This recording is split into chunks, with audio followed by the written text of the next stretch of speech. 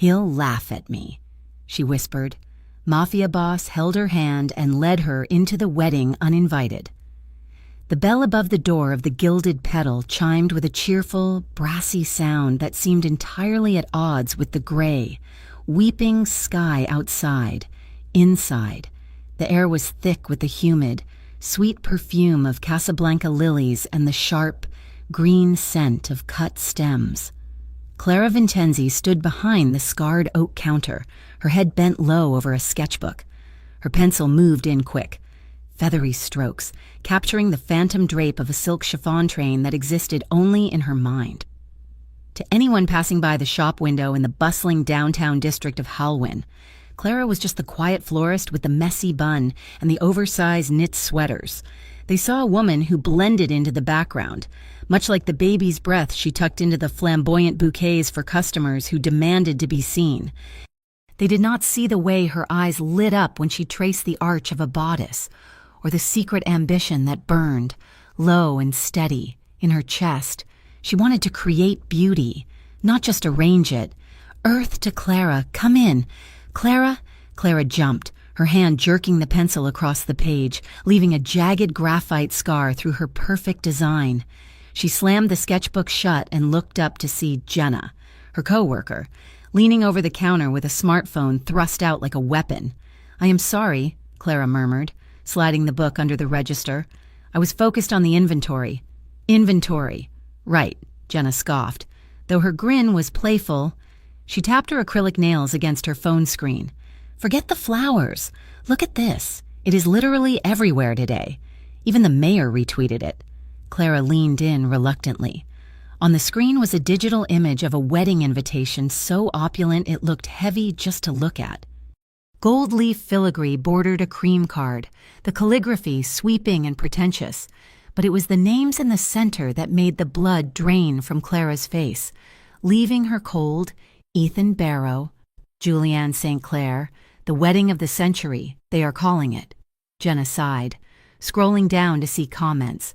"Senator St. Clair's daughter and the golden boy of Halwyn real estate. I heard the floral budget alone is $50,000. Can you imagine? And look at the venue, the Grand Dominion Ballroom." Clara felt a phantom sensation, a cold trickle of soda down her back, the echo of cruel laughter in a crowded gymnasium. She gripped the edge of the counter until her knuckles turned white. "It looks expensive," Clara managed to say, her voice tight.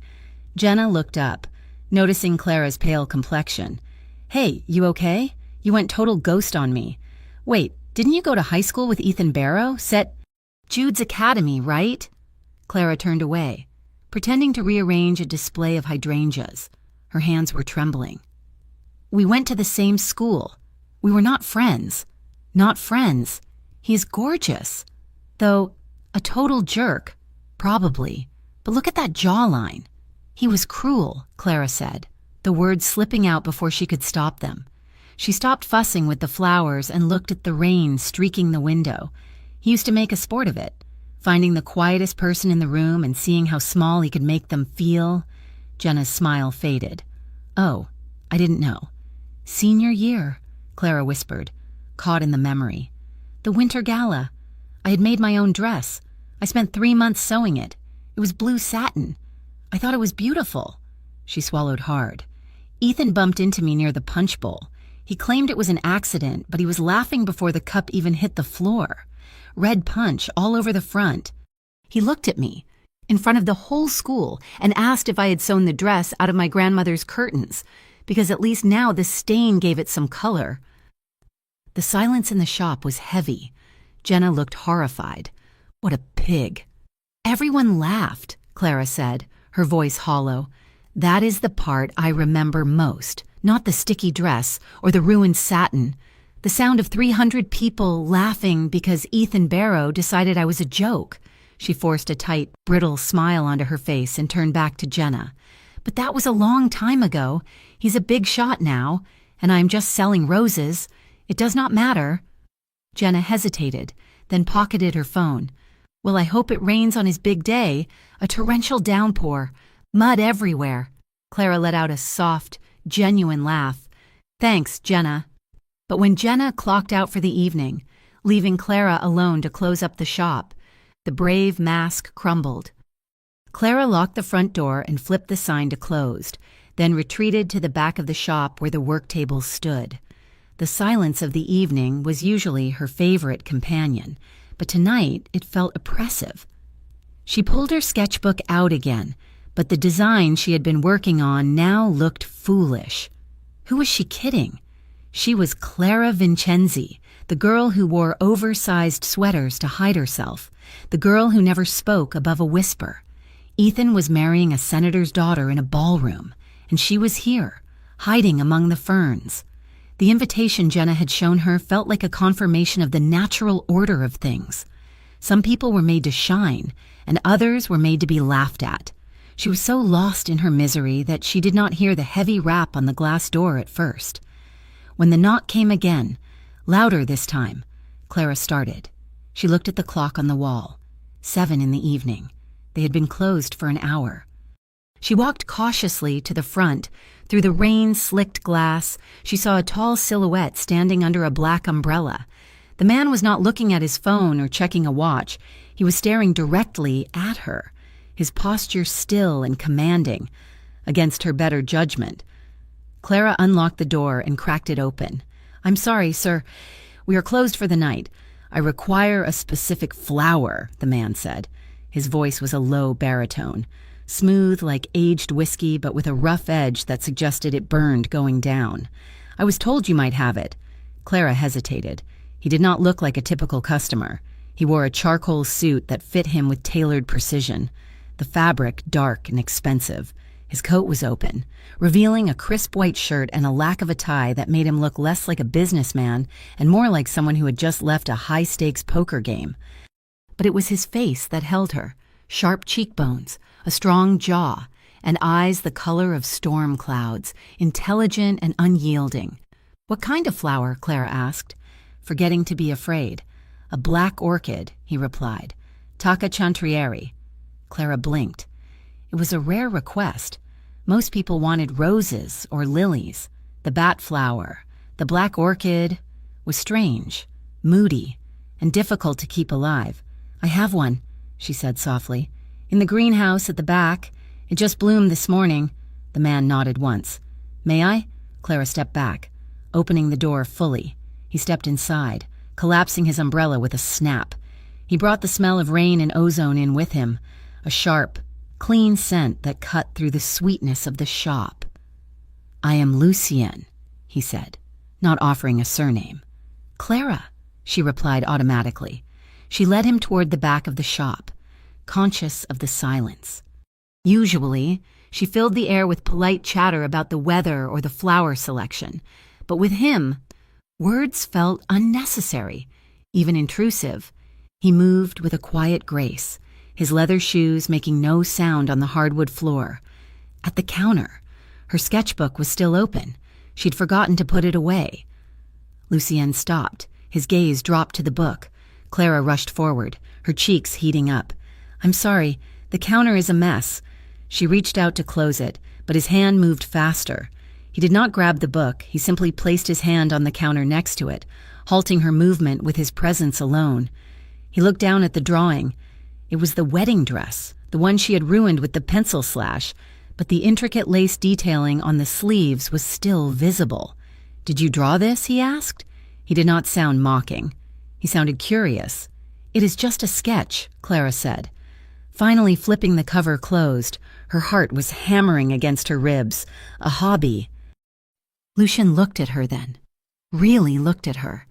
His gaze felt physical, like a touch.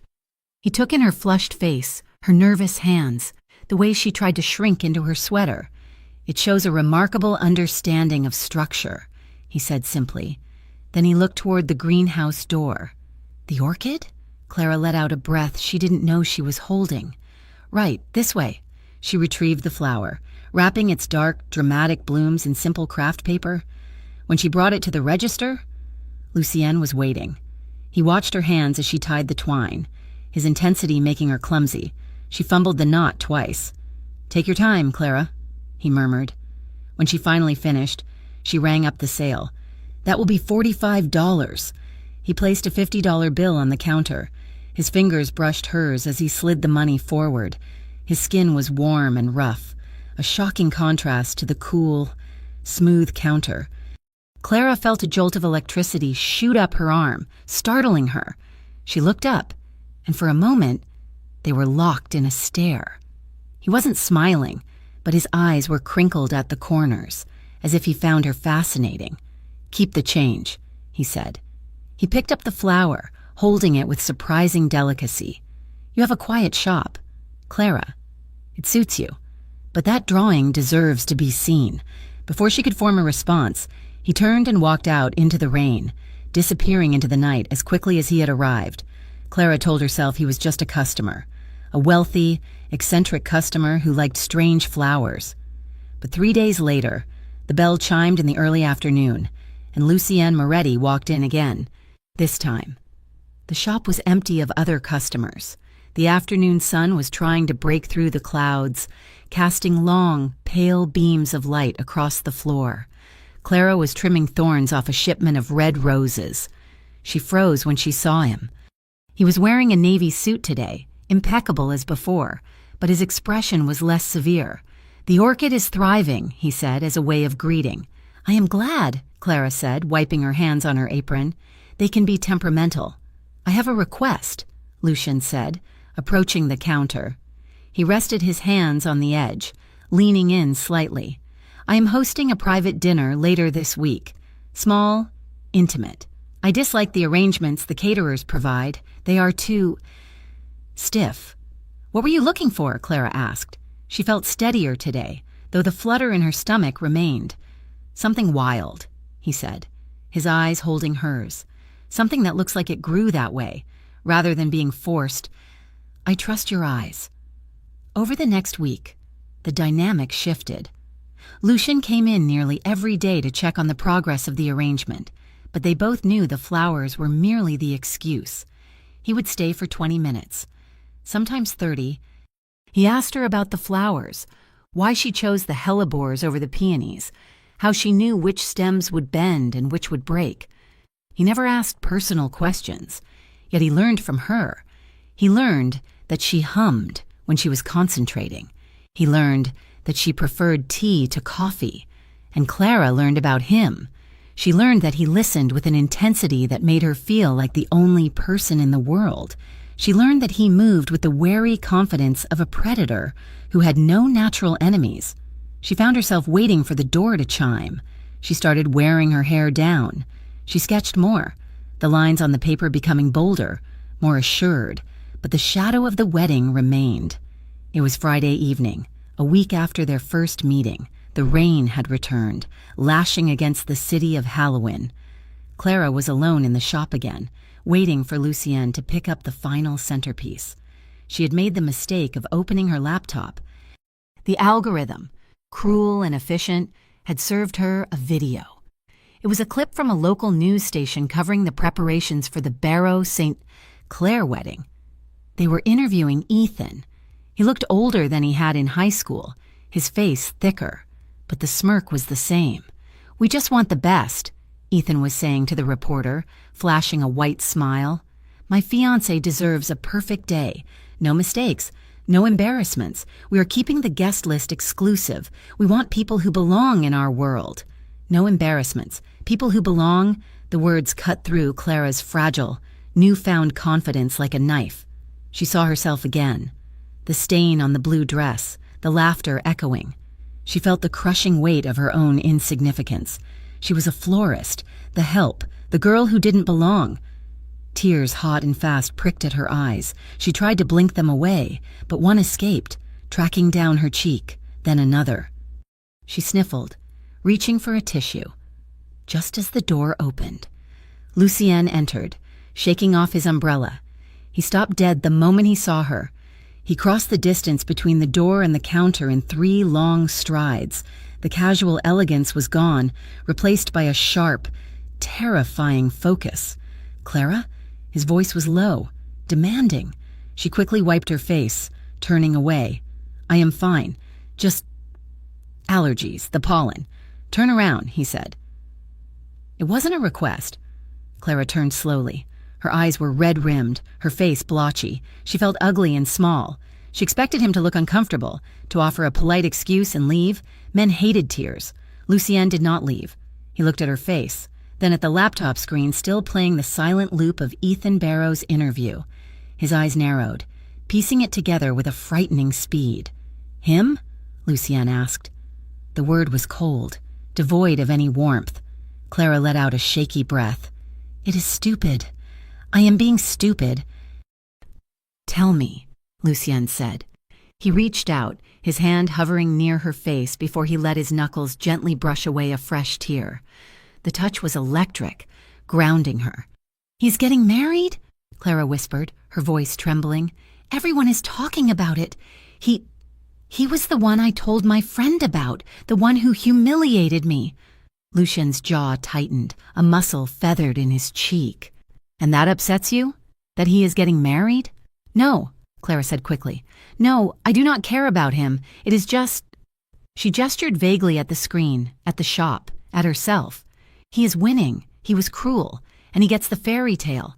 And I am just here, scared that if I ever tried to step into that world again, it would happen all over again." She looked down at her hands, unable to meet Lucien's gaze. He would laugh at me.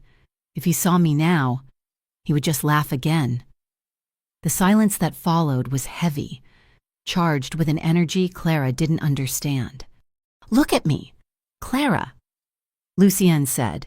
She lifted her eyes. Lucien was not looking at the screen. He was looking at her with a ferocity that took her breath away. There was no pity in his face. There was anger. Yes, but it was directed outward, towards her. There was only a dark, possessive resolve. "He thinks he owns this city," Lucien said quietly. "He thinks he decides who belongs and who does not." He walked around the side of the counter, invading her personal space. He stood so close she could smell the rain on his coat and the expensive sandalwood of his cologne. He reached out and took her hand, his grip firm, swallowing her slender fingers in his warmth. "He'll laugh at me," she whispered again, fearing a physical weight in her throat. Lucien's thumb swept over her knuckles. He leaned down, his voice a rough murmur against her ear, sending shivers racing down her spine. "Then let's see him try," Lucien said. "With me by your side?" Clara stared at him, her heart pounding a frantic rhythm against her ribs. "What?" "The wedding," Lucien said. "We are going." "We can't," Clara stammered. "I am not invited. You are not invited." A corner of Lucien's mouth quirked up, not in a smile, but in a dangerous, predatory grin. "Clara, I do not need an invitation to walk into a room, and neither do you, not anymore." He squeezed her hand, a promise and a challenge all in one. "He wants a perfect day? Let us give him one he will never forget." The rain had not let up. It drummed a relentless, chaotic rhythm against the roof of the flower shop, matching the frantic beat of Clara's heart. She pulled her hand away from Lucien's grip, retreating behind the safety of the scratched oak counter as if it were a fortress wall. "No," Clara said, her voice shaking but firm. "I cannot do that. I cannot just walk into the Grand Dominion ballroom uninvited. It is insane." Lucien remained where he was, his presence filling the small, dim space. He did not look insane. He looked calm, anchored, and terrifyingly serious.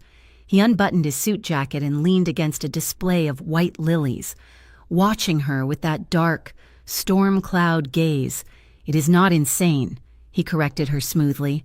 "It is a correction of the record." "You do not understand," Clara insisted, her hands twisting the fabric of her oversized sweater. She felt the old, familiar panic rising in her throat, the sensation of being small and dirty and wrong. These people, Ethan and his friends, they smell fear. They smell poverty. I could put on a gown, Lucien, but the moment I walk through those doors, I will just be Clara the charity case again. The girl who wore shoes with holes in the soles to gym class. She turned away, unable to look at him, staring instead at the rows of silent blooms in the cooler. The confession spilled out of her, a dam breaking after years of holding back the water. "My mother cleaned houses for families like the St. Clair's," she whispered. I grew up wearing their hand-me-downs. In high school, I did not just get teased because I was quiet. I got mocked because my skirts were hemmed by hand and my sweaters were 2 seasons out of fashion. I learned to be invisible because being seen meant being ridiculed. She wrapped her arms around herself, hugging her own ribs. If I go there, pretending to be one of them, Ethan will take one look at me and see right through it. He will laugh, and everyone will join in. I cannot survive that again. The silence that stretched between them was heavy. Clara expected him to offer a platitude, to tell her that beauty was on the inside or that high school was ancient history. Instead, she heard the slow, deliberate click of his dress shoes against the floorboards as he moved closer. I was 14 the first time I was invited to a gala, Lucien said. His voice was low, stripped of its usual smooth command, raw with a memory she had not earned but was being given. Clara turned. Surprised by the shift in his tone, Lucien was looking past her, staring at a point in the middle distance. It was a charity event. I had been working runners for a local associate, trying to claw my way out of the tenements. I thought if I could just get into that room, meet the right people, I could change my trajectory. He let out a short, humorless laugh. I stole a suit. It was black, wool, 3 sizes too big in the shoulders. I pinned it in the back with safety pins. I polished my work boots with black marker. Clara stared at him, unable to reconcile the elegant, lethal man before her with a boy holding a suit together with safety pins. I walked into the foyer, Lucien continued, his eyes finally snapping back to hers. I felt like a king for exactly 30 seconds. Then a security guard spotted the boots. He did not just ask me to leave. He dragged me out by the collar while the host, a man I idolized, laughed and told his guests to watch the street trash, get taken to the curb. He moved closer, until the counter was the only thing separating them. I sat in the alley behind that hotel for 2 hours in the rain. I promised myself that the next time I walked into a room like that, I would own the building. Clara felt an ache in her chest, a resonance that vibrated in her very bones. She saw the steel in him now, not just his power, but his armor. He had built himself out of scar tissue and resolve, just as she had built her walls out of silence and flowers. We are the same, Clara, Lucien said softly. We both know what it feels like to be on the outside looking in, but I am not asking you to pretend to be one of them. I am asking you to show them that you have surpassed them. He reached across the counter again, but this time he did not take her hand. He simply rested his fingertips on the sketchbook she had tried to hide. Do not let a boy who peaked in high school dictate the rest of your life. Come with me, not as a guest, but as my equal. Clara looked at his hand, then up at his face. The fear was still there, churning in her stomach, but underneath it, a spark ignited. It was the same spark that drove her to sketch wedding dresses she thought no one would ever see. It was a longing for dignity. I do not have anything to wear, she said, her voice barely a whisper. A slow, dangerous smile spread across Lucien's face. Leave that to me. 2 days later, Lucien returned to the shop with a request that confused her. He brought a measuring tape.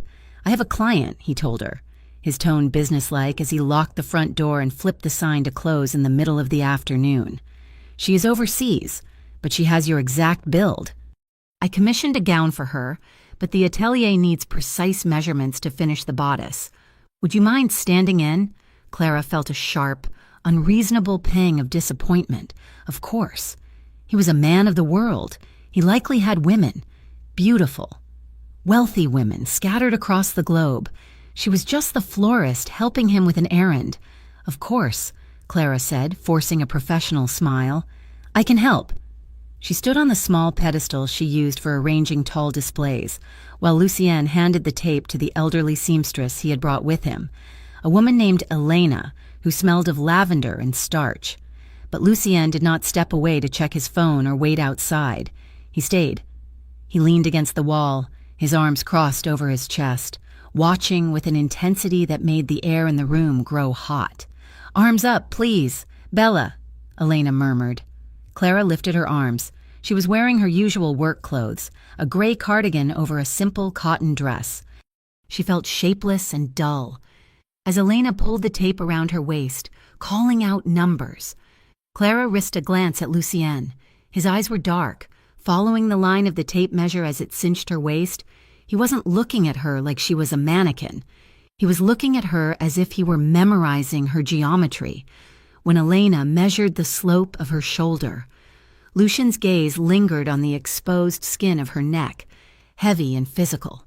Clara shivered, blaming a draft that did not exist. The client, Lucien said, his voice dropping an octave, prefers silk, something that moves like water. Do you think that suits the measurements, Clara? Clara swallowed hard, her pulse fluttering in her throat. Yes, silk would. It would drape well. Good, Lucien said. He didn't look away.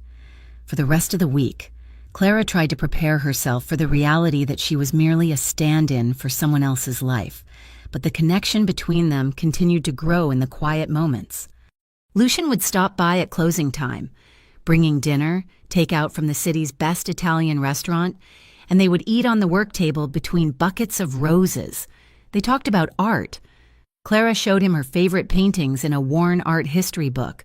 Lucien spoke of the architecture of old cathedrals, describing the flying buttresses with a reverence that surprised her. They were two lonely souls recognizing the melody in each other, a harmony built on the shared understanding of pain and the desire for beauty.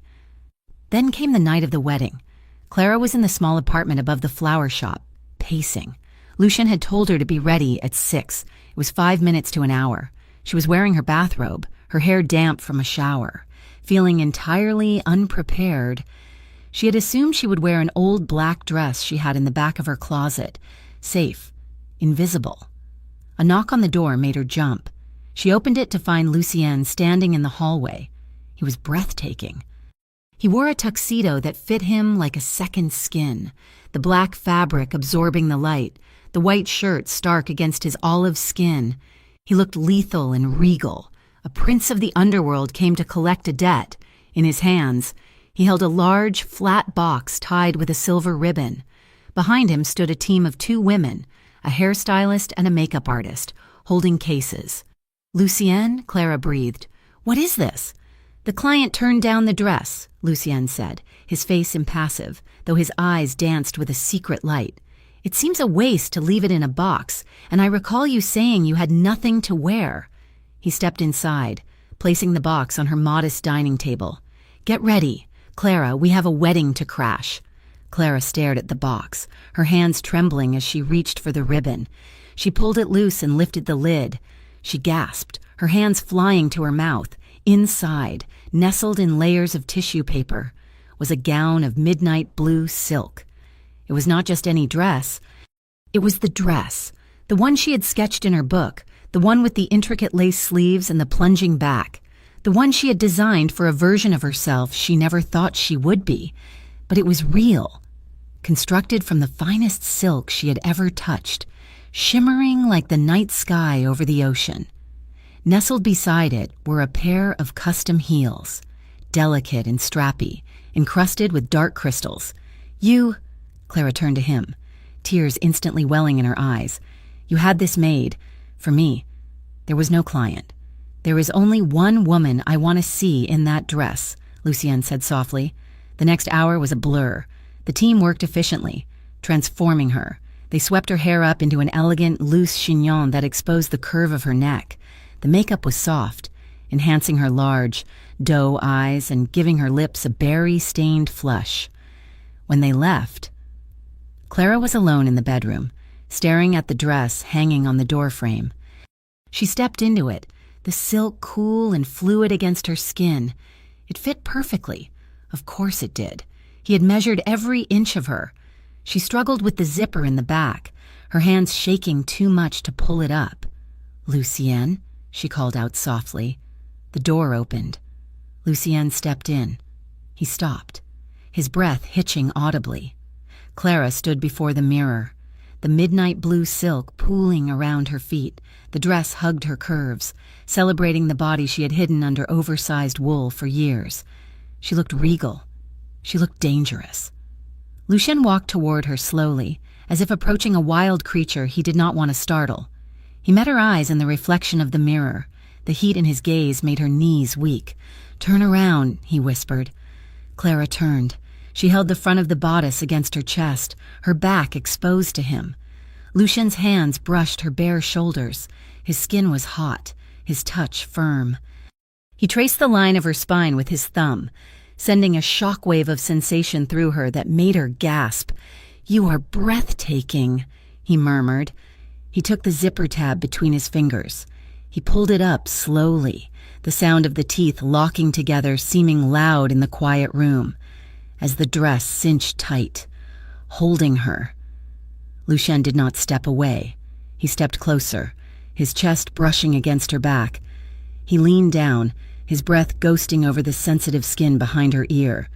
Clara's breathing grew shallow.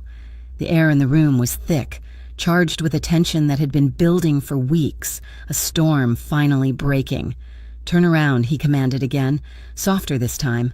Clara turned in the circle of his arms. They were chest to chest now.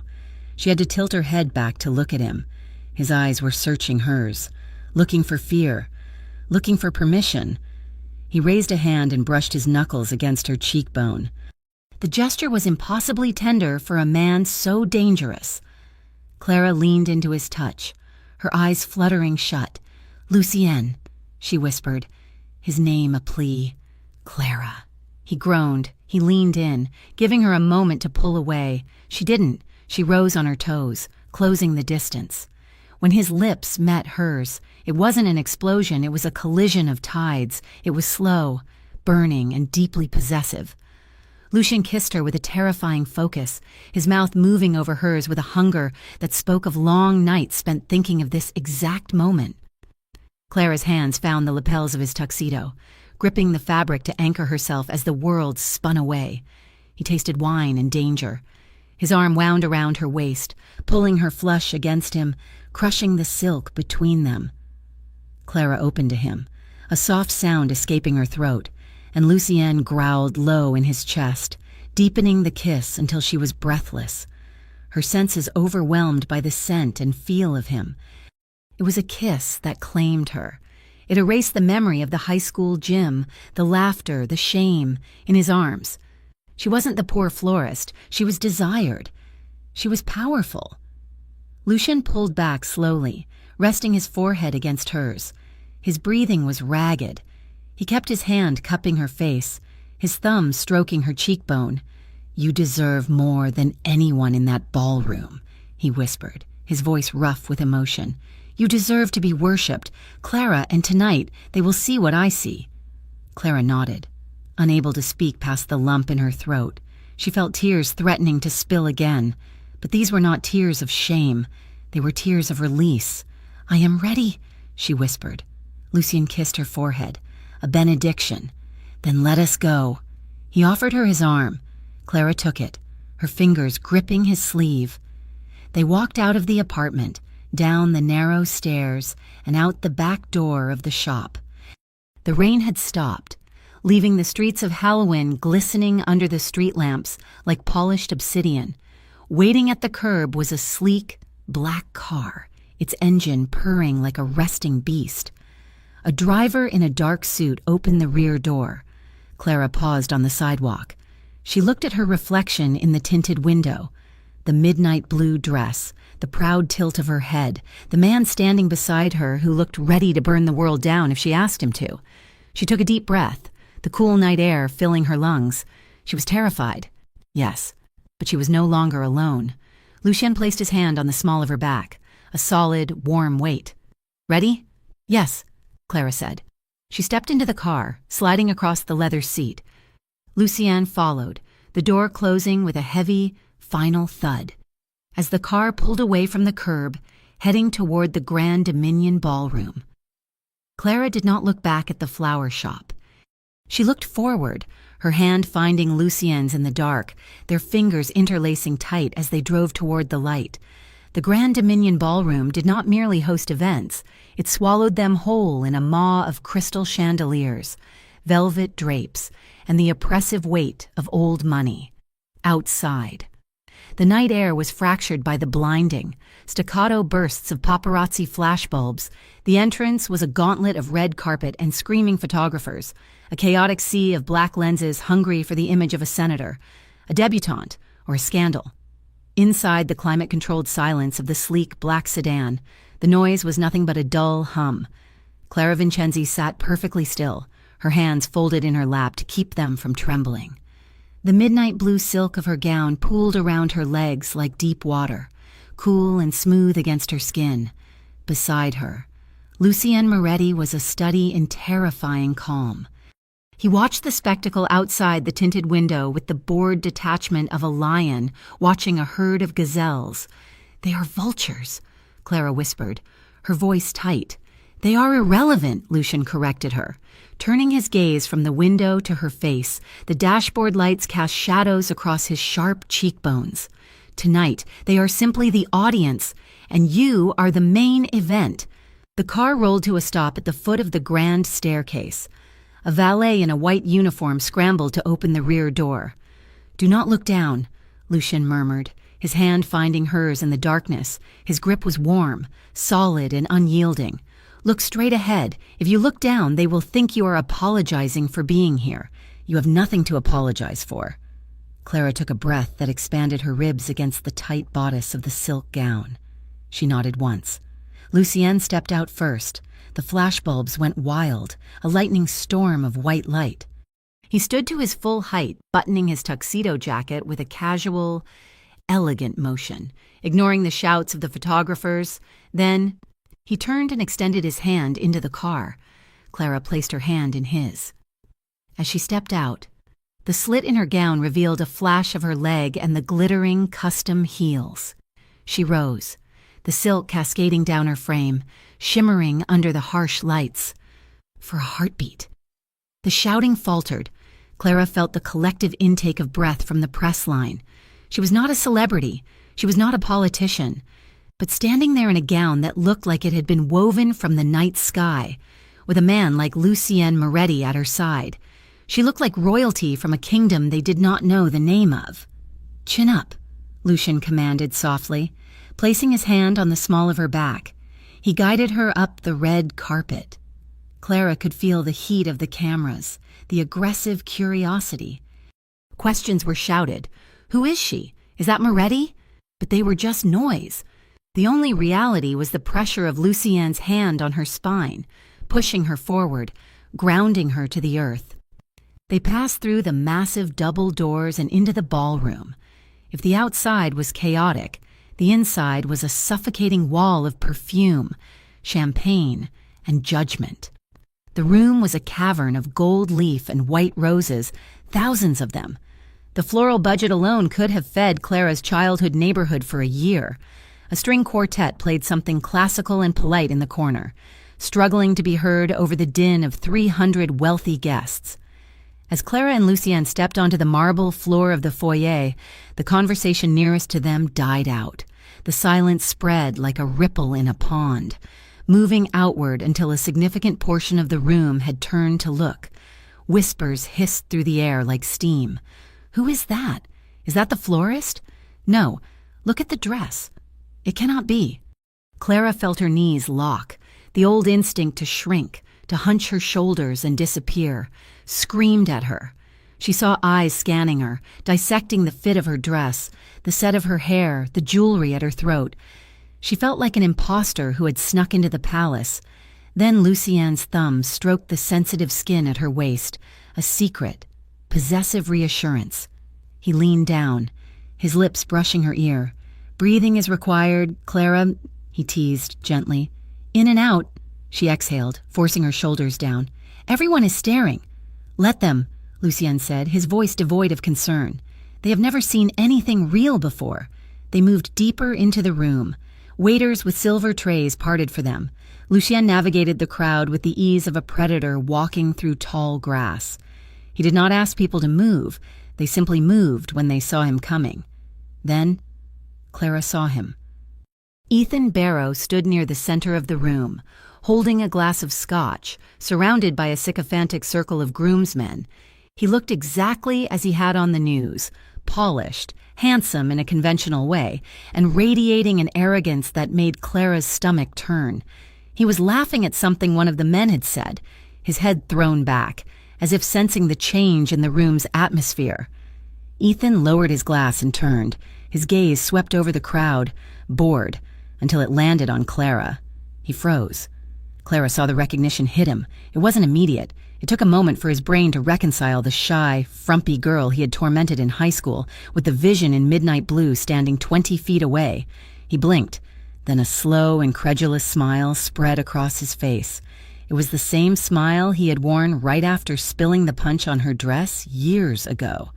"No way," Ethan said, loud enough for the surrounding circle to hear. He stepped forward, breaking his group. "Clara, little Clara Vincenzi?" The sound of her name in his mouth made Clara want to run. She took a half step back, her flight response triggered. Lucian's grip on her hand tightened instantly. It wasn't painful, but it was absolute. He did not let her retreat.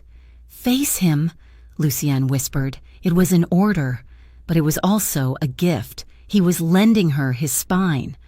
Ethan walked toward them, chuckling, shaking his head in mock disbelief. "I do not believe it. Who let you in? Did you deliver the flowers yourself and decide to stay for a drink?" The cruelty was casual, practiced. A few of his groomsmen snickered. Clara felt the blood drain from her face. He was doing it. He was laughing at her, just like she feared, just like she whispered to Lucienne in the dark. But then she felt Lucienne beside her. He had not moved. He had not spoken. He was simply radiating a cold, dark menace that made the air around them drop 10 degrees. He was waiting for her. Clara looked at Ethan. Really looked at him. She saw the slightly flushed skin from too much alcohol. She saw the insecurity in his eyes that needed to belittle others to feel big.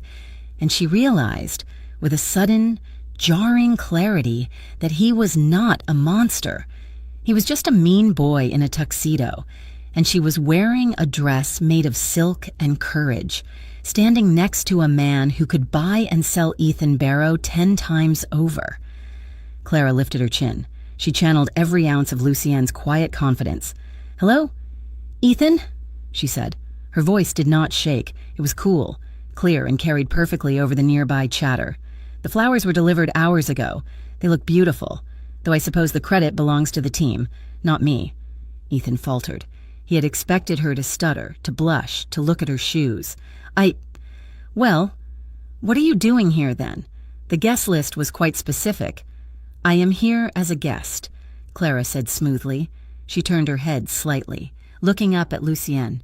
"I am with Mr. Moretti." Ethan's gaze snapped to Lucienne.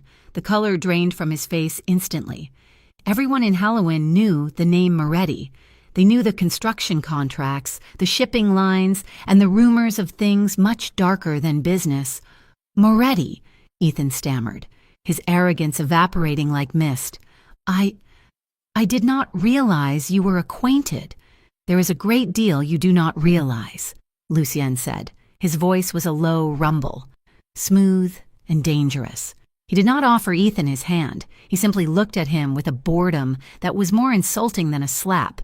"Your invitation must have been lost in the mail, but I assumed, given the occasion, you would not mind one extra guest, especially one who outshines the bride."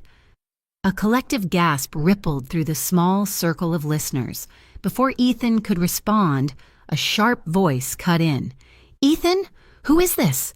Julianne St. Clair appeared at Ethan's elbow.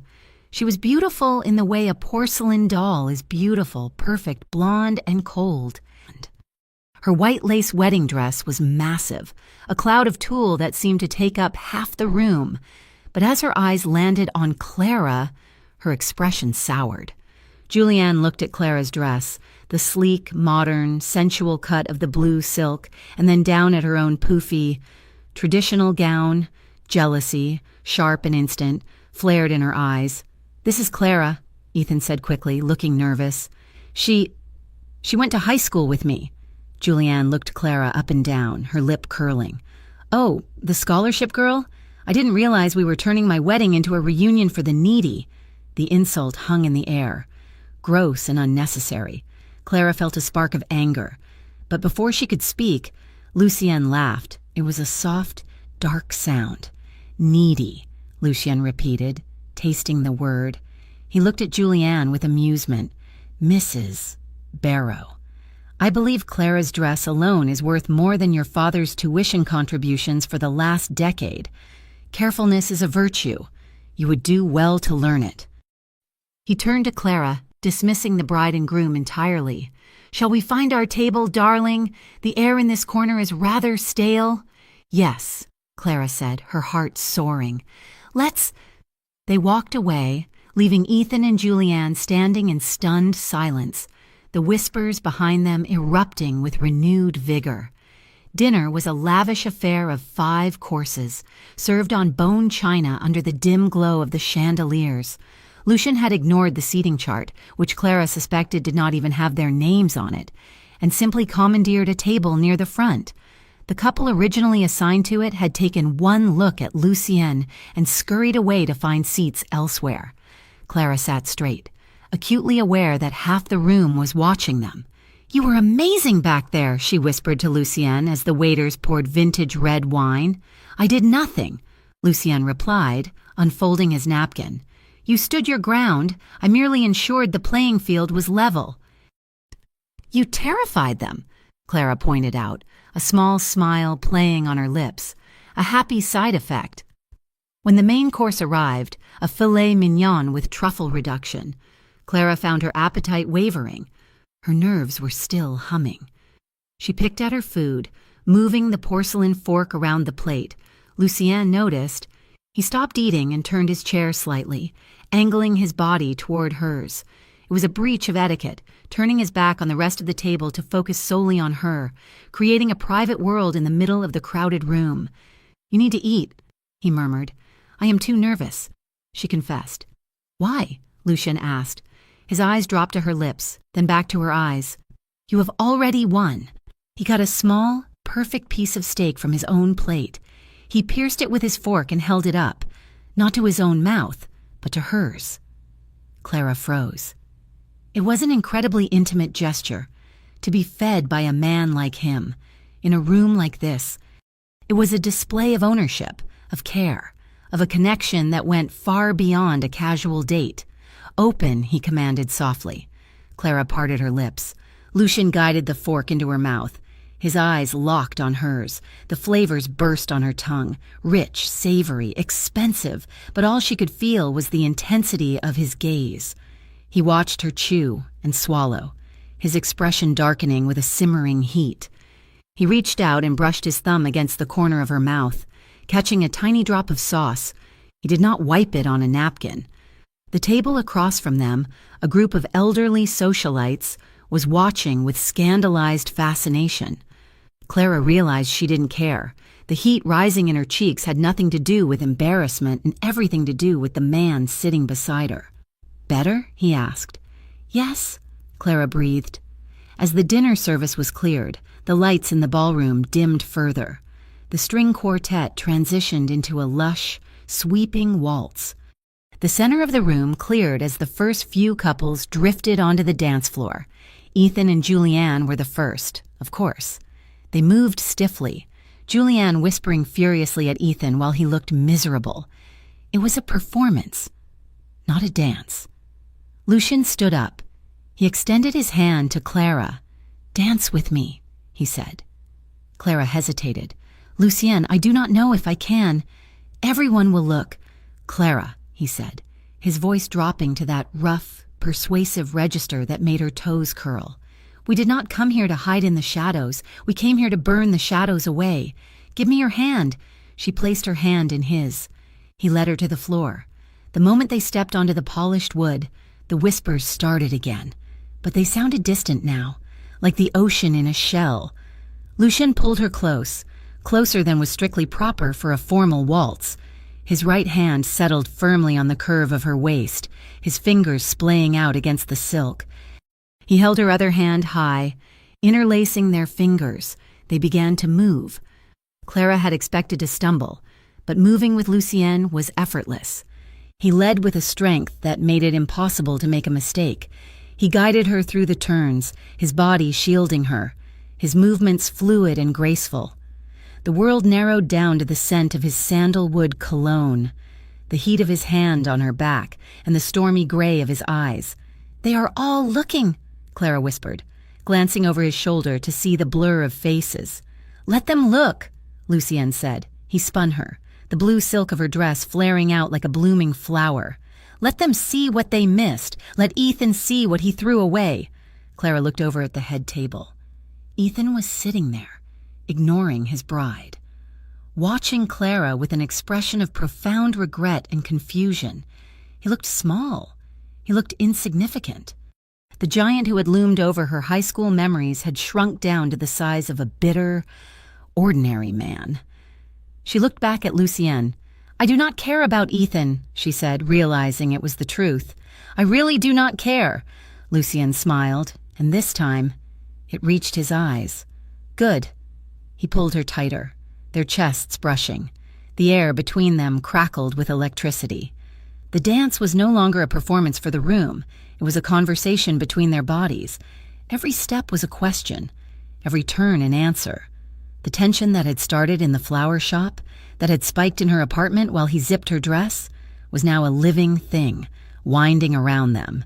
"You are dangerous, Lucien Moretti," she murmured, her breath catching as he dipped her slightly. "Only to those who threaten what is mine," he replied, lifting her back up. His gaze dropped to her mouth, hungry and possessive. "And make no mistake, Clara, you are becoming very dangerous yourself." The song ended, but neither of them pulled away. They stood in the center of the room, holding on to each other, while the applause rippled around them. Clara felt a flush of triumph that had nothing to do with revenge. She felt seen, she felt wanted, and for the first time in her life, she felt like the queen of the board, not a pawn. "Let's get some air," Lucien whispered, his voice thick. "Before I kiss you in front of the senator and give his wife a heart attack." Clara laughed, a bright, genuine sound that cut through the stuffy atmosphere. "Okay, let's go." They turned to leave the floor, hand in hand, leaving the whispers and the envy in their wake. The heavy bass of the string quartet faded as Clara stepped out of the ballroom and into the long, carpeted corridor that led to the terrace. The air in the main hall had become stifling, thick with the scent of too many lilies and the weight of 100 envious stares. She needed a moment to breathe, to let the adrenaline that had been coursing through her veins since the first waltz finally settled. She pressed a hand to her chest, feeling her heart hammering against the silk of her bodice. She had done it. She had walked into the lion's den, faced the ghosts of her past, and she had not crumbled. She danced. "Well, I have to hand it to you. Clara, I did not think you had it in you." The voice came from the shadows of an alcove near the velvet-roped stairs. Clara froze, her blood turning to ice. She turned slowly to find Ethan Barrow leaning against a marble pillar, a fresh glass of scotch in his hand. He looked disheveled, his tie slightly askew, the facade of the perfect groom cracking around the edges. "Ethan?" Clara said, keeping her voice steady despite the sudden spike in her pulse. "I thought you were cutting the cake." "Julianne is busy yelling at the caterers," Ethan muttered, pushing himself off the pillar. He walked toward her, his gait slightly unsteady. The smell of expensive whiskey hung on him like a cheap cologne. He stopped a few feet away, looking her up and down with a gaze that was not appreciative, but assessing, like a man trying to figure out the trick behind a magic act.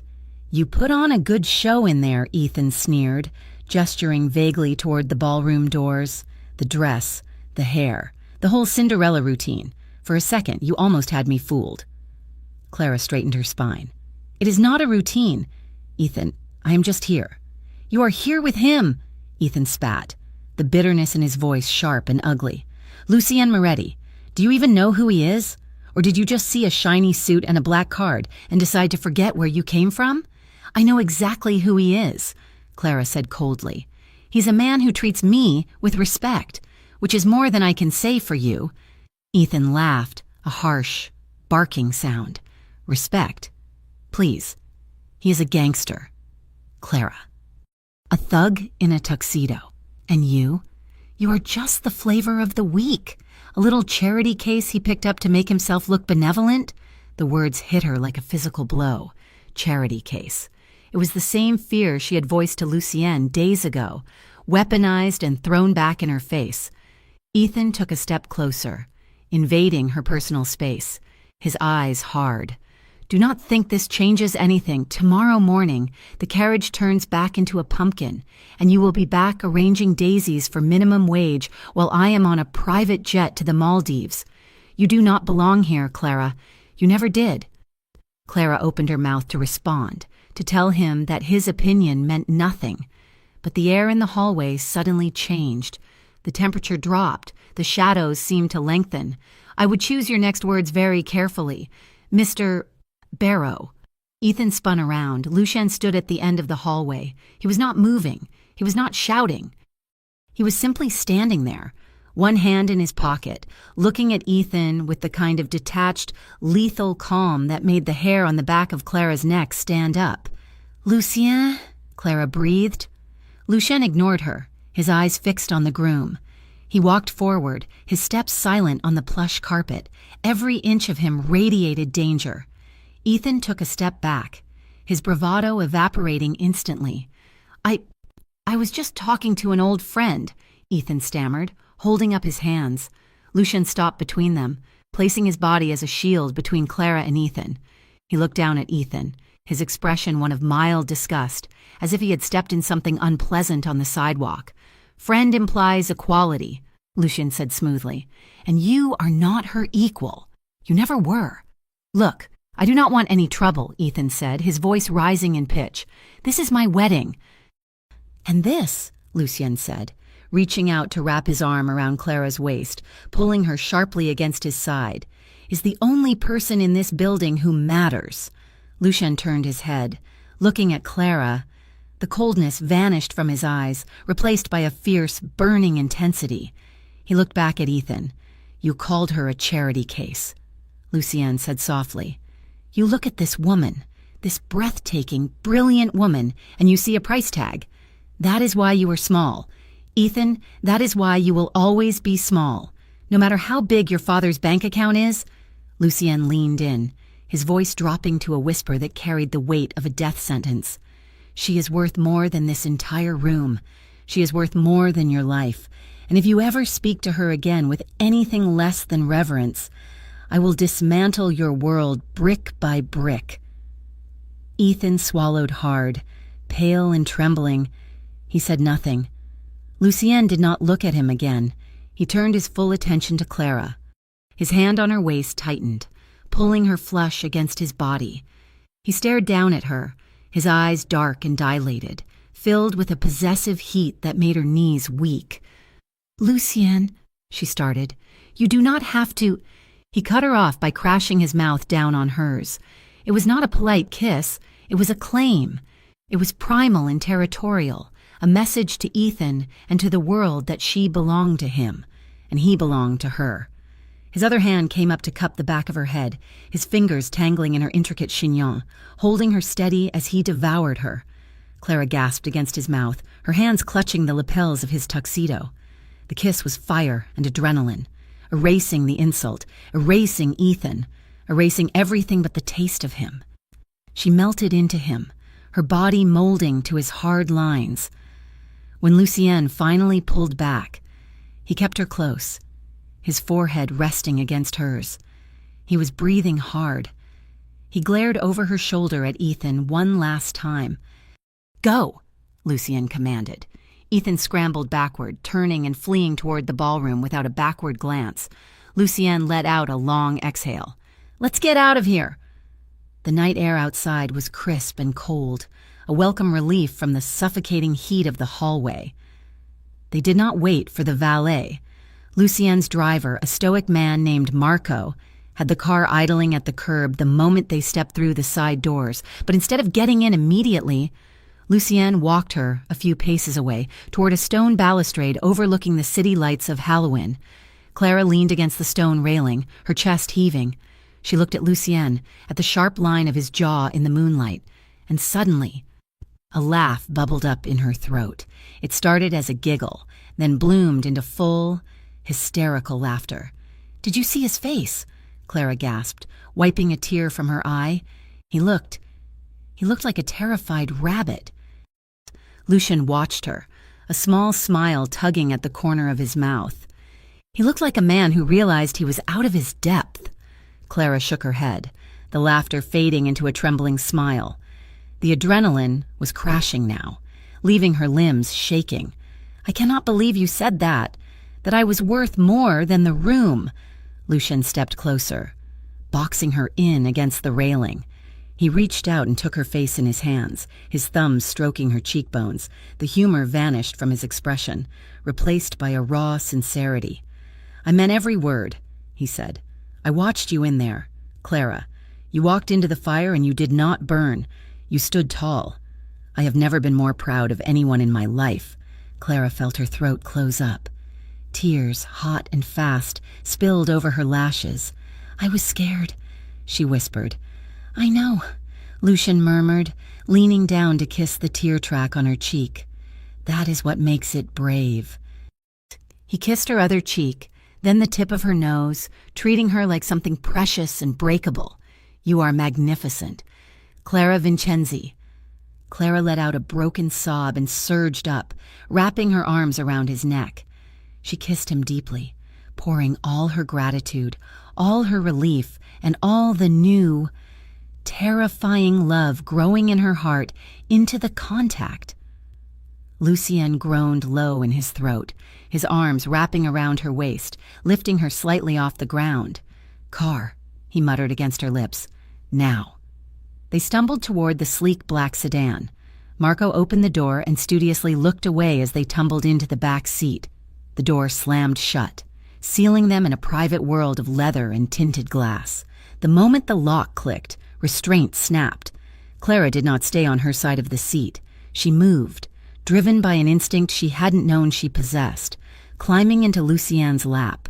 Her silk dress hiked up her thighs, pooling around them. Lucian made a rough sound of approval, his hands gripping her hips to settle her against him.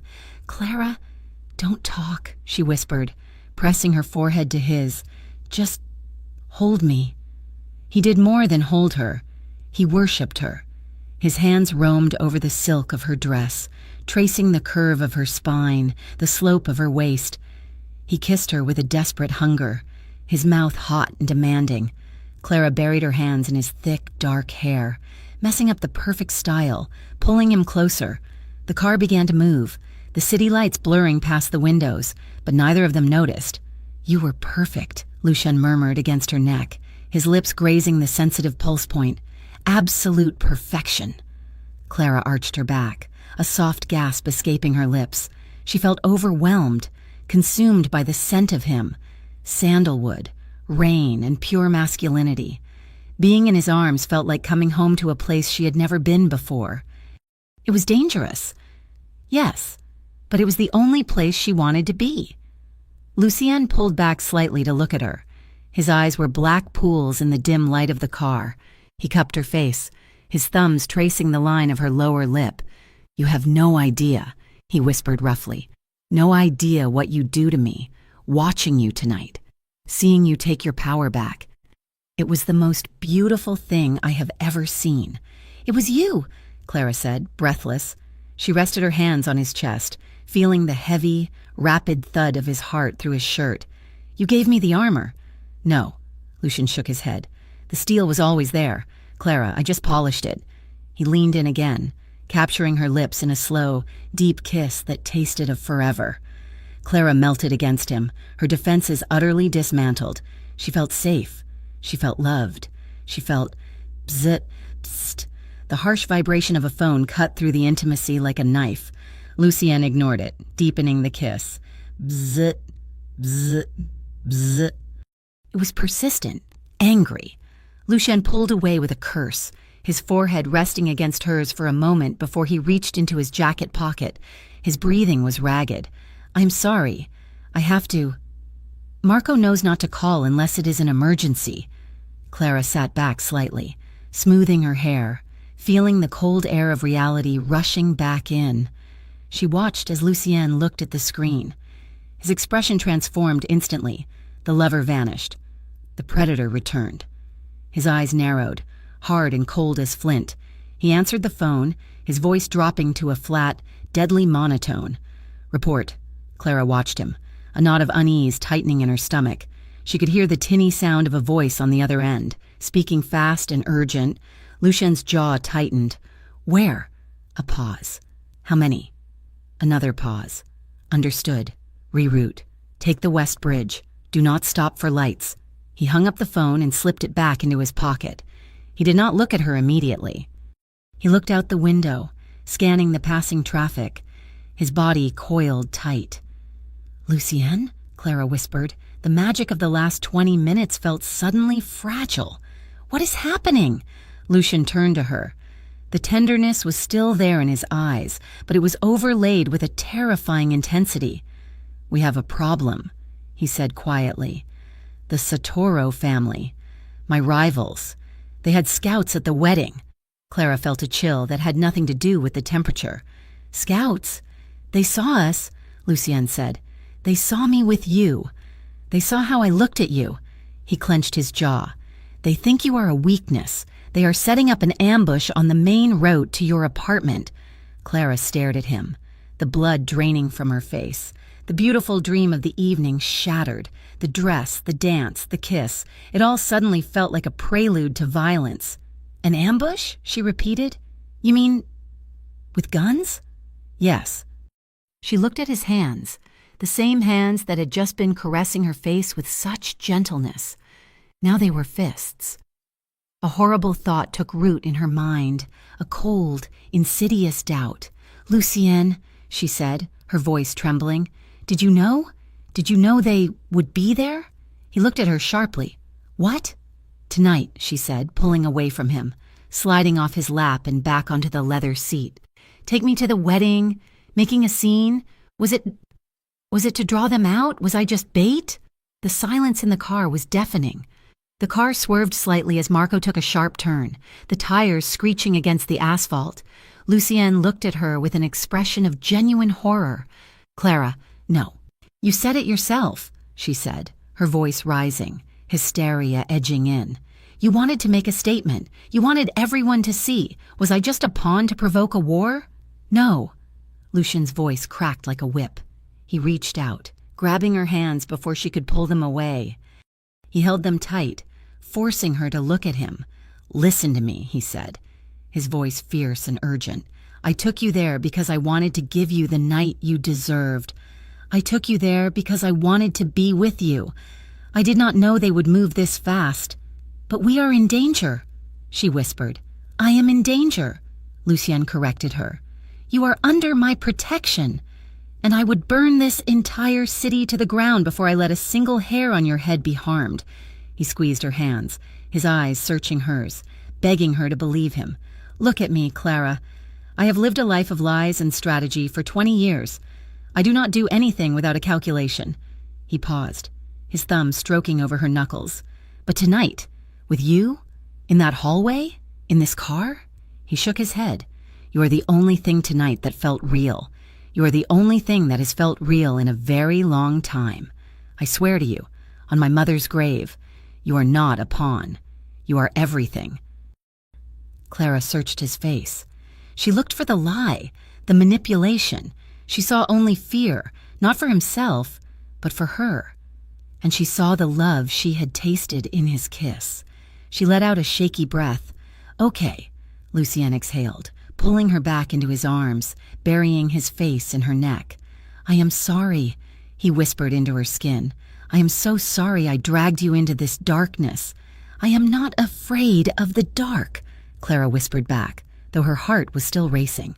She held on to him as the car sped through the night, away from the glittering lights of the ballroom, and into the shadows of a world she was only just beginning to understand. The sleek black sedan idled at the curb of Clara's apartment building, the engine a low, vibrating hum that seemed to resonate in her bones. The street was quiet, the puddles from the earlier rain reflecting the orange glow of the street lamps. It was the same street she walked every day. The same cracked pavement, the same faded brick facade, yet it looked entirely foreign to her now. She was a stranger returning to a life that no longer fit. Lucien did not get out of the car immediately. He turned to her in the dim light of the back seat, his face a mask of warring emotions, regret, fury, and a desperate, aching tenderness. "I cannot stay," he said, the words sounding like they caused him physical pain. "If I stay, I will bring the target here. I bring the war to your doorstep." Clara nodded, though her chest felt hollow. The adrenaline of the wedding, the confrontation with Ethan, and the terrifying thrill of the car ride were fading, leaving behind a cold, trembling exhaustion. "I understand," she whispered. Lucien reached out, cupping the back of her neck, pulling her forehead to his. "I am leaving men, 2 of them, one in the lobby, one on the street. Marco is staying at the corner. You are safe, Clara, I swear it." "I know," she said. And she did. She trusted him more than she had ever trusted anyone. "Go inside," he murmured against her skin. "Lock the door. Do not open it for anyone but me." He kissed her once, hard and fast, a promise sealed in heat, and then pulled away. Clara stepped out of the car, the cool night air biting at her exposed shoulders. She gathered the heavy silk of her gown in her hands to keep it from dragging on the wet concrete and hurried to the entrance. She glanced back just once. The car was still there, a dark sentinel. It did not move until she was safely inside the lobby and the heavy security door clicked shut. Clara's apartment was exactly as she had left it, yet it felt small and suffocating. The half-drank mug of tea on the coaster, the sketchbook open on the table. It was the life of a woman who hid in the back of flower shops. That woman felt like a ghost now. She stripped off the midnight blue gown with trembling fingers, hanging it carefully on the back of her bedroom door. It shimmered in the dark, a relic from a different world. She washed the makeup from her face, scrubbing until her skin was pink and raw, then pulled on an oversized t-shirt and climbed into bed. Sleep was impossible. Every time she closed her eyes, the movie of the night played behind her eyelids. She saw the way the ballroom lights caught the sharp angles of Lucien's face. She felt the phantom pressure of his hand on the small of her back, grounding her when the world tried to knock her down. She heard Ethan's cruel laugh and Lucien's deadly whisper, "She is worth more than this entire room." She rolled over, staring at the ceiling. Was it just adrenaline? Was it just the seduction of being protected, of being seen, after years of invisibility? No, it was deeper than that. She touched her lips, remembering the desperation of his kiss in the car. He hadn't kissed her like a prop in a revenge scheme. He had kissed her like a drowning man finding air. The danger he was in, the ambush he was rushing off to handle, was real. And the fear she felt wasn't for herself. It was for him. "Please come back," she whispered to the empty room. Across the city, in a smoke-filled office at the back of a heavily guarded warehouse, Lucien Moretti was not whispering. He paced the length of the room, his tuxedo jacket discarded on a leather chair, his white shirt sleeves rolled up to his elbows, his consigliere, Elias, sat at the mahogany desk, looking grim. "The intel was solid," Elias said, his voice gravelly. "Santoro had 3 cars waiting by the West Bridge. They were heavy. Lucien, automatic weapons. If you had taken the usual route—" "They knew," Lucien snarled, turning on his heel. "How did they know?" "The wedding," Elias replied calmly. "It was a public spectacle. Photos were online within minutes. Santoro saw you. He saw the girl." Lucien stopped pacing. He slammed his hands down on the desk, leaning in close to Elias. He did not just see her, he targeted her. He moved 3 hit squads in under an hour. That is not impulsive. Elias, that is prepared. He's been looking for a leverage point for 6 months, Elias said. He thinks he found one. A civilian. Soft target. Lucien's eyes went black. The thought of Clara, soft, artistic, gentle Clara, being viewed as a target, a piece of meat to be used in a turf war, made a red haze of violence descend over his vision. He remembered her shaking hands in the flower shop. He remembered the way she had looked at him on the balcony, eyes full of trust. "He thinks she is a weakness," Lucien said, his voice dropping to a terrifyingly low register. "He thinks he can use her to get to me." Lucien straightened up, buttoning his cuffs with deliberate, icy precision. He grabbed his jacket. "Call the car," Lucien commanded. "Lucien," Elias warned, standing up. "You cannot just walk into the Satoru stronghold. It is suicide." "It is not suicide," Lucien said, checking the heavy semi-automatic pistol he pulled from the desk drawer before tucking it into his waistband. "It is a negotiation." The Golden Cage was a nightclub that pretended to be high class, but smelled of cheap perfume and desperation. The music was pounding, vibrating the floorboards, but the back room where Dominic Satoru held court was soundproofed and silent. The two guards at the door moved to stop Lucien. They didn't even finish the motion before Lucien's men, who had flooded the hallway behind him, had them disarmed and against the wall. Lucien kicked the door open. Dominic Satoru sat on a velvet sofa, a glass of wine in his hand. He was an older man, thick-set and oily, with eyes like a shark. He didn't look surprised to see Lucien. He looked amused. "Moretti," Satoru smiled, not rising. "You look flustered. Late night?" Lucien walked into the room. He did not sit. He did not shout. He radiated a cold, nuclear energy that sucked the oxygen out of space. "You tried to hit my car," Lucien stated. "I have no idea what you're talking about." Satoru lied lazily. "Halloween is a dangerous city. Accidents happen. You had men on the West Bridge," Lucien continued, stepping closer. "You saw me leave the Barrow wedding with a woman, and you thought you saw an opening." Satoru chuckled on taking a sip of his wine. "The florist, pretty thing. A bit plain for you, isn't she? I prefer my women a bit more fire. But I suppose she serves a purpose. Everyone has a soft spot." Satoru set the glass down and leaned forward, his amusement vanishing. "Here is the reality. Lucien, you are expanding too fast. You are encroaching on my shipping lanes. You need to back off. Or maybe the next time the florist crosses the street, she forgets to look both ways." The room went dead silent. Satoru's bodyguards tensed, hands hovering near their jackets. Lucien moved so fast it was a blur. He crossed the distance, grabbed a handful of Satoru's expensive lapel, and hauled the heavier man off the sofa. He slammed him back against the wall, the impact rattling the frames of the tacky art hanging there. Lucien's gun was out, the cold steel barrel pressed directly under Satoru's chin. "Listen to me very carefully," Lucien whispered, his face inches from Satoru's sweating forehead. "You can come for my money. You can come to my territory. You can burn my warehouses to ash. I will treat it as business." He dug the gun barrel deeper into the soft flesh of Satoru's throat. "But that woman, she's not part of this life. She's not a player on your board." Satoru's eyes were wide now, the shark-like calm replaced by genuine fear. He had miscalculated. He thought Clara was a mistress. He didn't realize she was an obsession. "Touch her again," Lucien hissed, articulating every syllable with lethal clarity. "Look at her. Think about her. And I will not just kill you. Dominic, I will erase you. I will burn your house while you sleep. I will dismantle everything you built. I will bury you with your sons."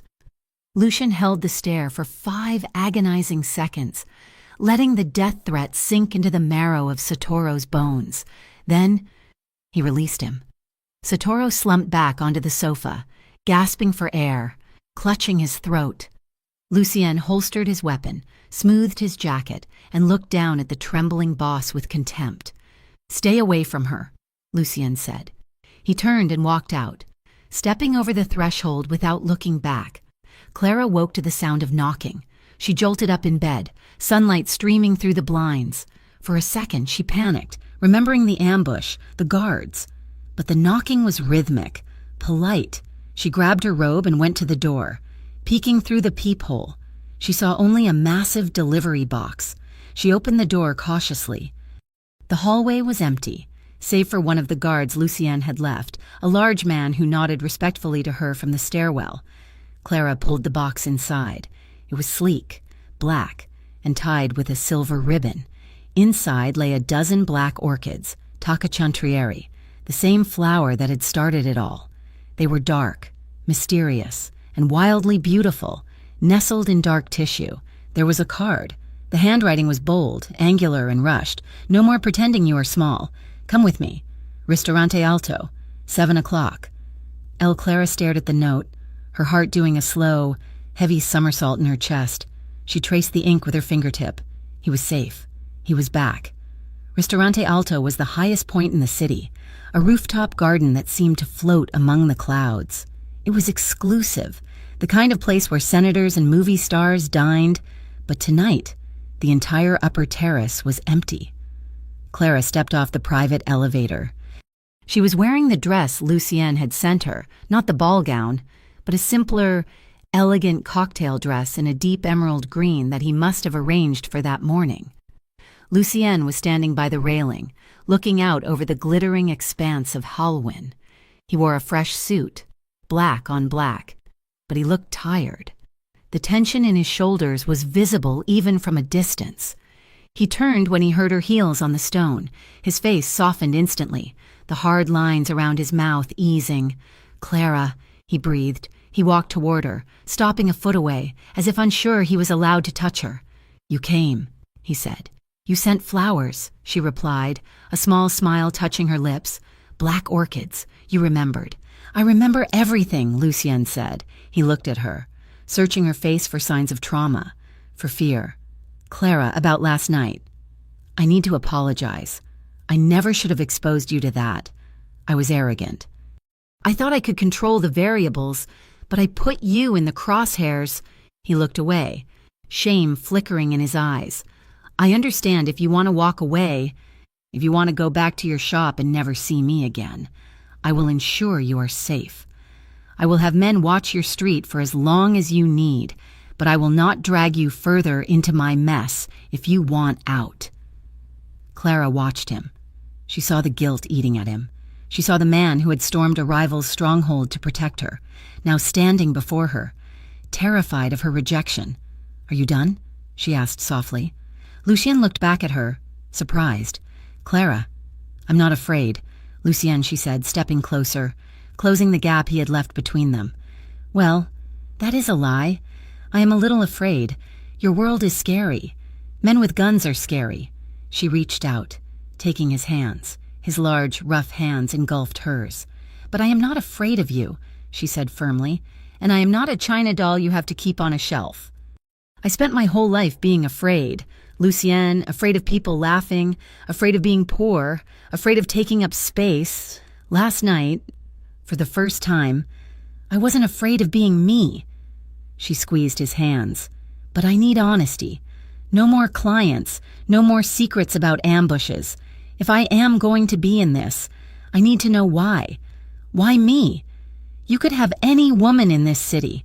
Why the florist?" Lucienne stared at her, stunned by her strength. He turned his hands over, interlacing his fingers with hers, holding tight. "It wasn't the flowers," he confessed, his voice rough. "It was the first night I came in. It was raining. The night you bought the orchid." Clara nodded. "I saw you before I came in," Lucienne said. "I was watching through the window. You were working on a sketch. Then you looked up, and I saw your face. You looked so incredibly lonely, but you were still creating something beautiful." He stepped closer, his chest brushing hers. "And then I came in. I saw your hands shaking when you wrapped the flowers. You were terrified of me, but you still looked me in the eye. You didn't look away." Lucienne freed one hand to cup her cheek, his thumb tracing her jawline. "I have spent my life around people who pretend to be strong," he whispered. "Men like Ethan, men like Satoru. They are loud, they are brash, but they are hollow. You were trembling, but you stood your ground. I saw a survivor. I saw someone who knew what it was to be broken and kept going anyway." His voice cracked slightly. "I wanted to protect that. I wanted to be the one standing between you and the world, and then I just wanted you." Clara felt the tears prick her eyes again, but they were happy tears. She realized that while Ethan had looked at her and seen a victim, Lucienne had looked at her and seen a queen in exile. "I do not want to go back," Clara whispered. "I do not want to be invisible anymore." "You never will be," Lucienne vowed. "Not with me." "Then don't send me away," she said. "Don't tell me to leave. Lucien let out a shuddering breath, a sound of surrender. Never. Clara rose on her tiptoes and kissed him. It started soft, a seal on a promise, but it ignited instantly. The restraint Lucien had been holding onto all evening shattered. He groaned, his arms wrapping around her waist, lifting her slightly off the ground to bring her closer. They stood under the string lights of the terrace, the wind whipping around them, the city spread out like a carpet of diamonds below. Lucien kissed her with a devotion that shook her to her core. His tongue swept into her mouth, tasting her, claiming her. Clara clung to him, her hands moving over the broad muscles of his back, feeling the tension finally leaving his body.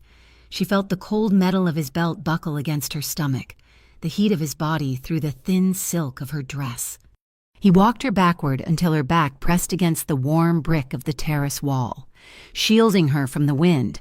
He broke the kiss to bury his face in the curve of her neck, inhaling her scent deeply. "Mine," he growled against her skin, biting lightly at the sensitive cord of her neck. "You are mine, Clara." "I am yours," she gasped, tipping her head back to give him better access. Lucien's hands moved up her sides, his thumbs grazing the sides of her breasts, his touch reverent and hungry. He pulled back to look at her, his eyes dark with passion. "I will build a fortress around you," he swore. "I will give you the world. Clara, anything you want." Clara looked at him, flushed and breathless, her lips swollen from his kisses. She reached up, tracing the line of his mouth. "I just want you," she said. "Just this." Lucien smiled, a wicked, devastatingly handsome smile. "That is the one thing you already have." He leaned in again, capturing her mouth in a slow, deep rhythm, moving against her as the string lights twinkled above them. The danger of the world forgotten, leaving only the two of them suspended in the sky. 2 days later, the Grand Dominion ballroom looked different. The suffocating scent of thousands of white roses had been replaced by the sharper, more austere smell of polished mahogany and expensive cologne. The wedding decorations had been stripped away, replaced by the sleek corporate branding of the Halwyn Chamber of Commerce. It was the annual gala for the city's business elite, a gathering of sharks in silk ties. Clara Vincenzi walked through the same double doors she had entered 48 hours ago. But the woman who walked through them tonight was unrecognizable from the terrified florist who had clutched Lucien's hand for survival. Tonight, she was not clutching his hand, she was resting her fingers lightly, possessively on his forearm. She wore a gown of liquid silver, high-necked and long-sleeved, but open in the back, revealing the elegant line of her spine. It was architectural, modern and imposing. Her hair was swept back from her face, no longer hiding her features. She wore no jewelry except for a pair of diamond drop earrings that caught the light with every turn of her head. Lucien Moretti walked beside her, looking like the king of a board he had just swept clean. Rumors of his confrontation with the Sotoro family had already circulated through the underground currents of the city. Sotoro had liquidated his assets and left town the previous morning. Everyone in the room knew that the balance of power had shifted, and the man in the black tuxedo was the reason why. But more than the power plays, the whispers were about her. As they moved through the crowd, the hushed conversations rippled outward. "Is that the woman from the wedding? The one who stood up to the Barrows? Look at how he looks at her." They were no longer asking who she was with a sneer. They were asking with envy. Clara held her head high, meeting the gazes that came her way with a cool, serene smile. She realized, with a jolt of satisfaction, that the monster under the bed, the fear of judgment, of laughter, had vanished. It had withered in the light of Lucien's belief in her. "Mr. Moretti," a councilman approached them, his smile wide and nervous. "Good evening, and this must be—" "My partner," Lucien interrupted smoothly, his voice carrying a weight that silenced the nearby group. He did not say girlfriend. He did not say a date. He said partner. He turned to Clara, his eyes warm. "Clara, this is Councilman Reeves. He was just leaving." The councilman blinked. realized he was being dismissed, and hurriedly excused himself. Lucienne leaned down, his lips brushing her ear. "You are doing it again." "Doing what?" Clara asked, amused. "Outshining everyone in the room. I may have to ban you from future events." "It is bad for my ego," Clara laughed, a sound that was free and unburdened. "You do not have an ego, Lucienne. You have a gravitational pull." They moved deeper into the room, navigating the sea of elites. It was a victory lap. Lucian introduced her to architects, to investors, to the people who actually built the city. He spoke of her design talent, mentioning casually that she was considering launching her own bridal atelier. He was not just showing her off, he was building a platform for her, laying the foundation for a future where she stood on her own 2 feet. Then, the crowd parted. Ethan Barrow stood near the bar. He looked terrible. His skin was sallow, his eyes bloodshot.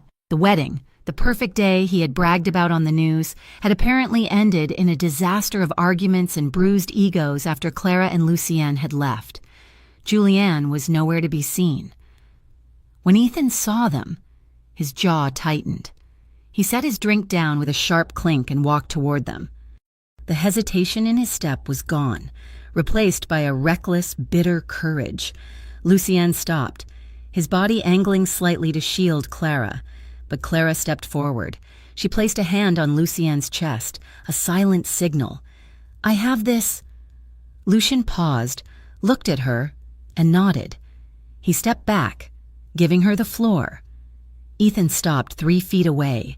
He looked at Clara, really looked at her, and the expression on his face was a toxic mix of regret and resentment. He saw the silver dress, the diamonds, the confidence that radiated off her like heat. He saw the woman he had mocked, now standing at the pinnacle of a world he was struggling to stay relevant in. "So," Ethan said, his voice slurring slightly, "the florist strikes again. You really worked your way up fast, didn't you? Clara, from the greenhouse to the penthouse. I guess I should congratulate you on your ambition." It was a weak insult, a desperate attempt to drag her back down to the mud he was standing in. The old Clara would have flinched. The old Clara would have heard the accusation and internalized it. But the woman standing in the silver dress simply looked at him with a mild, pitying curiosity. "Ambition is not a dirty word, Ethan," Clara said calmly. Her voice was low, melodic, and perfectly steady. "Neither is survival. I did what I had to do to get by, and then I decided I was tired of just getting by. You are just a trophy," Ethan sneered, though his eyes darted nervously toward Lucienne, who was watching him with the stillness of a viper. "You think he cares about you? Men like him do not love? Clara, they possess. You are just a shiny new toy." Clara smiled.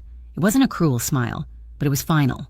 It was the smile of someone closing a book they had lost interest in reading. "You are wrong," she said softly. "He sees me, in a way you never could, because you were too busy looking in the mirror." She took a step closer, lowering her voice so only he could hear. "I used to be terrified of you, Ethan. I used to think your opinion defined my worth, but looking at you now, I realize I never needed your approval. I found someone better, someone who builds me up instead of tearing me down to feel tall." She stepped back, slipping her hand into the crook of Lucienne's arm. "Good luck, Ethan," she said. "I hope you find a way to be happy." She didn't wait for a response. She turned, and she and Lucienne walked away. They didn't look back to see Ethan standing alone in the middle of the crowded room, holding an empty glass, watching the only real thing he had ever known walk out the door. The exit was a gauntlet. The paparazzi had doubled since the wedding, sensing the story of the year. As the heavy glass doors of the venue opened, the night exploded into white flashes and shouting voices. "Mr. Moretti, Mr. Moretti, who is the mystery woman? Clara, look this way, Clara." The noise was a physical wall. Clara flinched instinctively, shielding her eyes. Immediately, a heavy warmth enveloped her. Lucian had shrugged off his tuxedo jacket and draped it over her shoulders. He pulled her into his side, his arm a band of iron around her waist. "Keep moving," he murmured against her hair. "I have you. He did not push the cameras away angrily. He guided her through them with a calm, unstoppable force. He used his body to block the worst of the flashes, creating a pocket of safety in the middle of the chaos. As they reached the curb where the car was waiting, one photographer got too close.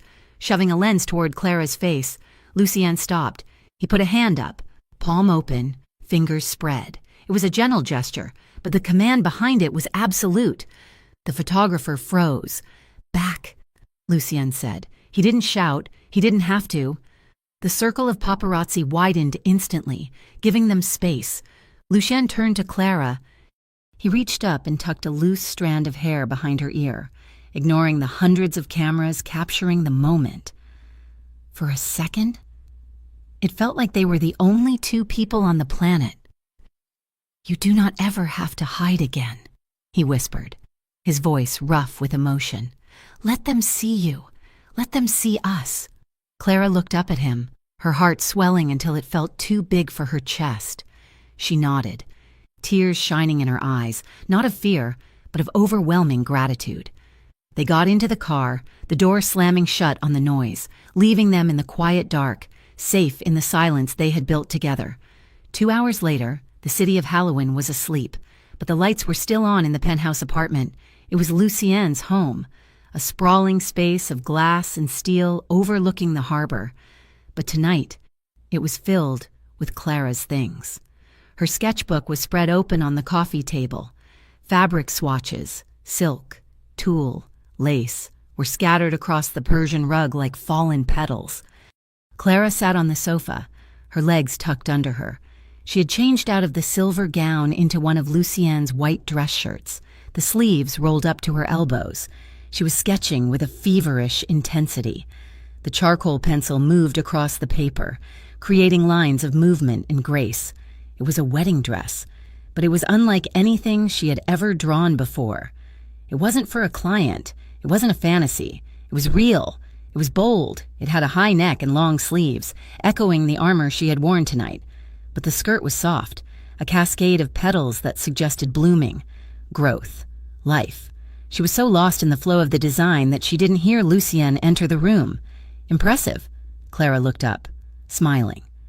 Lucien stood in the doorway to the kitchen. He had discarded his tie and shoes. His shirt was unbuttoned halfway down his chest, revealing the tanned skin and the dusting of dark hair. He looked relaxed, domestic, and devastatingly handsome. He held 2 glasses of deep red wine. He walked over, setting the glasses on the table, careful not to disturb her sketches. "What are you working on?" he asked, sitting down on the edge of the sofa near her feet. "Something new," Clara said, looking down at the drawing. "I felt inspired. Tonight felt like closing a chapter. I wanted to start the next one." Lucien reached out, his fingers brushing her ankle. "And what does the next chapter look like?" Clara looked at him. "It looks like freedom. It looks like art." Lucien watched her for a long moment, his gray eyes dark and serious. He slid off the sofa, moving with a fluid grace until he was kneeling on the rug between her knees. Clara's breath hitched. "Lucien?" He took her hand, the one holding the charcoal pencil, and kissed her knuckles. His lips were warm, lingering on her skin. "I have spent my life building things," Lucien said softly. "Empire, reputation, wealth, but it was all cold, Clara. It was all stone and steel, until you—" He looked down at the sketch of the wedding dress, then he looked back up at her, his gaze piercing. "You asked me once why I chose you," he said. "I chose you because you are the only person who ever made me want to build a home, not just a fortress." He reached into his pocket. He did not pull out a ring box, not yet. He pulled out a single, perfect black orchid bloom, preserved and encased in clear resin, hanging on a delicate platinum chain. He leaned forward, fastening the necklace around her neck. The cool pendant rested against her collarbone, a permanent reminder of the night they met. "Would you design yours?" he asked, his voice barely above a whisper. Clara froze, her hand flying to the necklace. "Design my what?" "Your wedding dress," Lucien said. He rested his hands on her waist, his thumbs stroking the fabric of his shirt that she wore. "I know it is soon. I know we are still figuring this out, but I know what I want. I want you forever. I want to see you walk down an aisle toward me, wearing something you created, something that tells the world exactly who you are." Clara stared at him, the tears finally spilling over. She dropped the pencil. She framed his face with her hands, looking into the eyes of the man who had saved her. The man she had saved right back. "Yes," she whispered. "Yes, I will design it." Lucian let out a breath he seemed to have been holding for a lifetime. He leaned forward, kissing her softly, reverently. Then he lowered his head. He pressed a kiss to the center of her chest, then lower, to her stomach. He rested his forehead against her, his arms wrapping around her hips. "Let us build something no one can ever take," he murmured against her. "Let us build a life." Clara stroked his hair, feeling the steady beat of his heart against her. "We already are." Epilogue. The sign on the door said The Gilded Petal, but the shop had changed. The windows were larger, the displays more avant-garde. It was no longer just a flower shop, it was a design studio, a place where art and nature collided. It was late, long past closing time.